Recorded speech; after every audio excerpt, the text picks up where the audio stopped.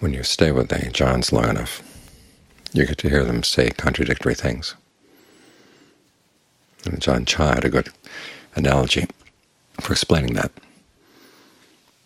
He sees people going down a road. Some people are heading off to the left, so he says, go right, go right. He sees other people getting off the road toward the right, and he says, go left, go left. In other words, the words may be contradictory, but they have their purposes for bringing things into balance.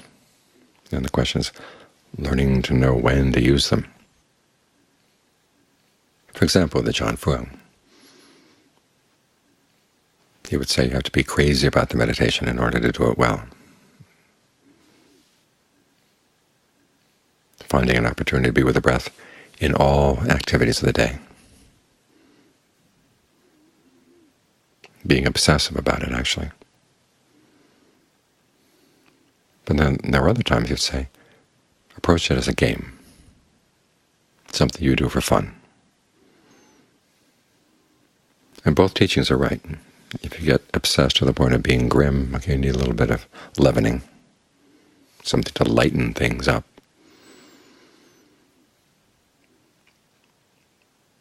But if you find yourself doing it in a desultory way, you've got to realize this is something you have to give your whole heart to. That's what the quality of ardency is all about. You do this with all your heart. That means, of course, all of your mind as well. When things aren't going well, you really have to figure out what's not going well, why. Be willing to put a lot of time in and keep at it continually. And if you find the mind wandering off in places where it shouldn't go, you've got to keep in check. Think of that cowherd. If the cows get into the rice, there's going to be trouble. So you see them heading off to the rice field, you've got to keep them in check. The contemplation of the body is one of the good sticks for keeping the mind in check. You're sitting here with the body, and all of a sudden you start thinking about the body in the wrong way.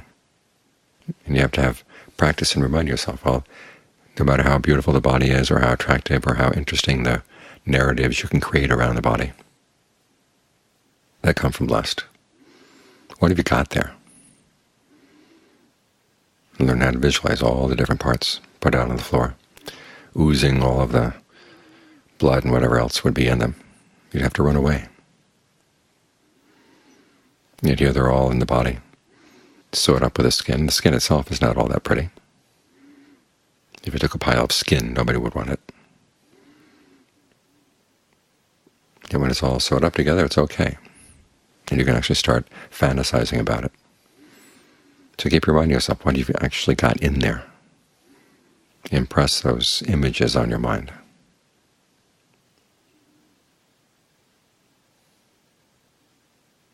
And remind yourself all the stupid things we do around the body, and all the excuses we give, saying that the body forces us to do that.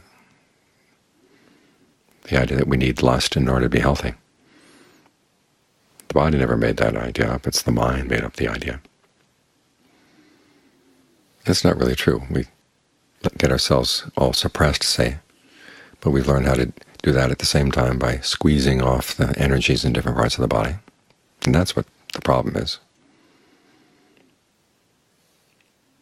If we learn how to be with the breath at the same time seeing the body as something that you don't want to really get involved with, perfectly fine. So it's good to have this kind of contemplation to remind yourself that when you start getting lazy and wandering off, where are you really wandering to? What is there out there?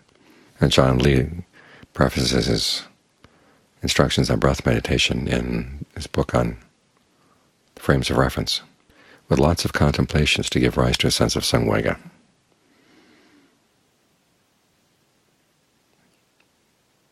A sense of dismay over the various things that you might be tempted to get attracted to, or that would pull you away from the concentration.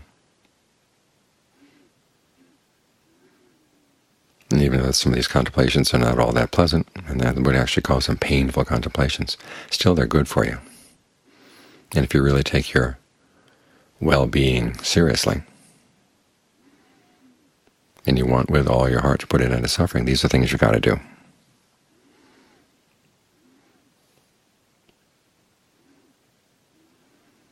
Then you can settle down with the breath. Now you get to play. You try long breathing, short breathing, fast breathing, slow breathing. Breathe into different parts of the body. Think of a part of the body that doesn't get much breath energy or doesn't get much attention, and give it a little attention tonight.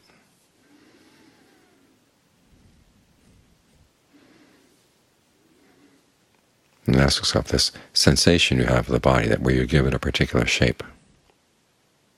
To what extent is that actually coming in from the sensations you're receiving from the various ends of the nerves, and to what extent is it part of the mind, creating a picture and then trying to fit everything into the picture? When the breath gets comfortable, can you start taking that picture apart?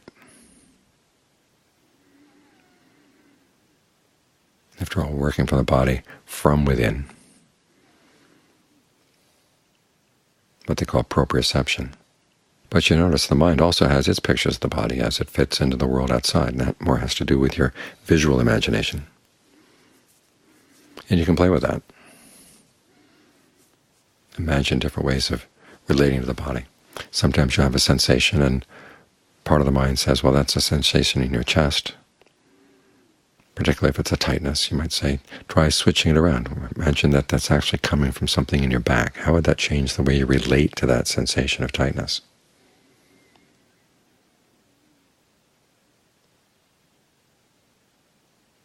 And then as you notice, as things calm down in the body, the sense of the boundary of the body begins to disappear.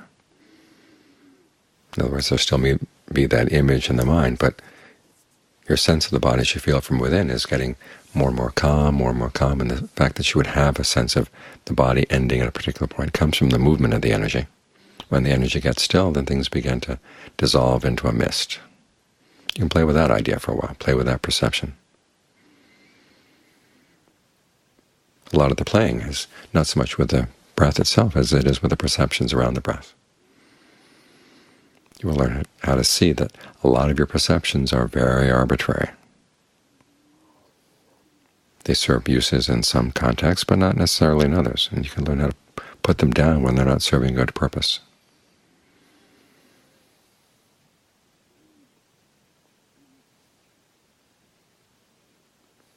And even before the breath settles down, sometimes it's useful to think of the breath as not being confined just to the body.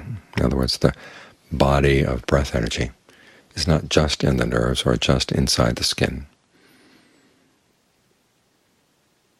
It's like a dimension that extends outside the boundaries of your body.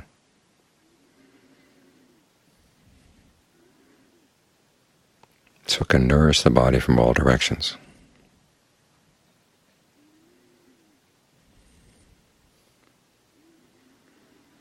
That way you become open to good energies that would come in from a direction you might not otherwise have thought of, that might not have been on your list of things that were possible. But if you open up your mind to new ways of thinking about the body, there it is.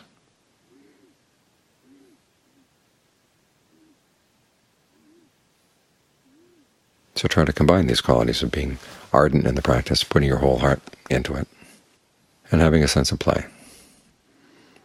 Think of yourself as being an expert sports person, expert athlete. Athletes play at games. After all, grown men throwing a ball around.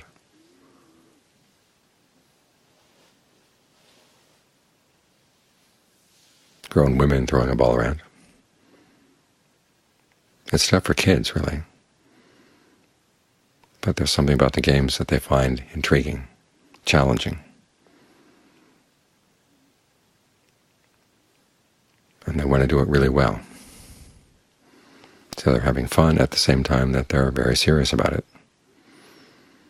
And the problem is with games like that, that's what it is. People throwing a ball around doesn't really accomplish anything. All that time, all that energy could be much better devoted to the training of the mind. Well, here you are, training the mind. Try to bring those same qualities of being serious but being playful at the same time, so that it doesn't get dry. that you have that lubricant not only of the sense of well-being and fullness that comes in the body, but also the lubricant that comes from learning how to use your ingenuity.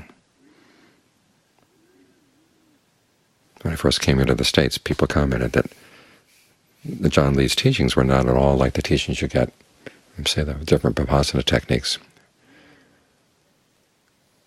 The Vipassana techniques say, well, you do this, and you don't think about it, and you just do this. Follow the instructions. Whereas John Lee, along with all the other forest masters, would say, try this, try that. Use your ingenuity. Figure out what's going wrong, why the mind can't settle down, because your problems are going to be a little bit different from other people's problems. There's some basic general principles. This is why John Lee wrote down those 7 steps, breath meditation, because they cover the main problems. But how they apply to you right now is something you can use your ingenuity to figure out. You give it a try, what's written in the book. If it doesn't quite work, well, try something else. Try adjusting things a little bit, so that the meditation becomes your own, and it becomes your sport. And you want to become a master sports person.